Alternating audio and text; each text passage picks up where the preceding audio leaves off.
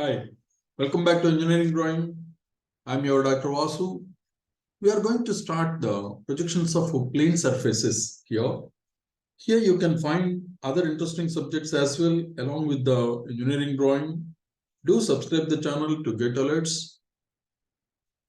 If you like this lecture, please hit the like button. Okay, that will keep me motivated to create many such videos in the future. Now let's go into the topic. So here, let's see what are the plane surfaces. So generally, the plane surface is a two-dimensional object having no thickness. It has an entire surface like this. It's an equilateral triangle and it has the surface. But when we are representing this two-dimensional surface, we just show only the edges, the lines here in the form of lines like this. So this is an equilateral triangle and we represent only the edges for any surface. Now let us see other surfaces. What are the different plane surfaces here?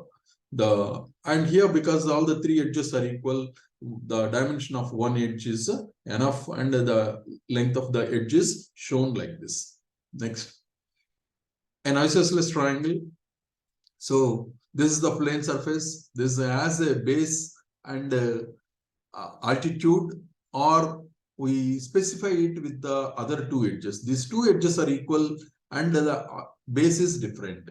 Okay, so here, while representing this isosceles triangle, we represent it like this. The length of the base is shown and the height or the altitude of this isosceles triangle is shown like this. If you draw a perpendicular to this base, that length here from this peak or the point to this base, that length is altitude. That is, say, 70 mm. This is one way of specifying an isosceles triangle. Other way is the base is given and this length of these two sides, any of these two, because these two are equal, the length of this edge is given. So like this, isosceles triangle can be specified in two ways. Next comes a square. All four sides are equal. So here the angle between the sides, any two sides, is 90 degrees. All four are equal and this is the surface. Okay. Another four-sided figure is a rectangle having four edges here. Opposite sides are equal. Okay. So these are the surfaces. But while representing, we show only the edges here, edges of the square as well as, and of course, the dimension. The rectangle having the length here and the width separately. So only those edges are represented here like this. Next comes a rhombus, a four-sided figure here.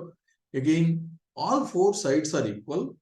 But in the case of square, the angle between any two sides is 90 degrees. But here, opposite angles are equal. Okay, all four sides are equal, but only the opposite angles are equal. These two are acute angles and these two are equal again, and these two are obtuse angles. Okay, so here the rhombus is represented like this, all the four sides. And coming to the specification of a rhombus, the diagonals, these two are called line diagonals. One is shorter and one is the bigger one. And the length of these diagonals is represented here like this. So this is specifying the rhombus. Next comes a five-sided figure called pentagon, and the surface appears like this. This is the plane surface. But when coming to the representation, we represent the pentagon like this, and because all the five sides are equal, and here the length of the side. Generally, we'll be drawing it depends on the one edge is horizontal, right? Or maybe the other edge, one edge is vertical. Generally, we draw this pentagon in these two positions, mostly these two positions, and coming to the other cases, they are different. So this is the pentagon here, the way of representing the length of the edge. So next comes a six-sided figure called hexagon, and it has all six sides equal, and the angle between any two sides is 120 degrees, and this is the hexagon.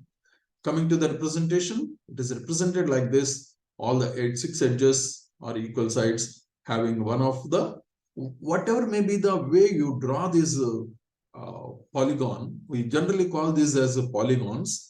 The surface, whatever the drawing while drawing, you can follow any method, but where you take the general construction method while drawing the pentagon or a polygon, any polygon, okay, or you take the angle between the two sides, right? Here in this case 120 degrees, like that you can draw anything. Now coming to the final drawing is important here. Whatever the method you draw is not that much important. So here this is the hexagon having two sides, opposite sides are parallel, and these two sides are horizontal here, and the dimension. And sometimes we may be asked to draw the hexagon having its two sides vertical. So this is one way of asking. Another case is a circle, right?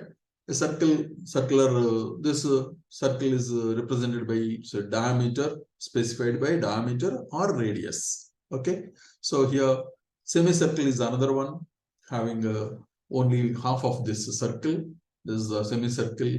These are the plane surfaces. Coming to the representation, the circle is represented by a circle here, okay, and the diameter is represented, or maybe sometimes the radius, whatever it is.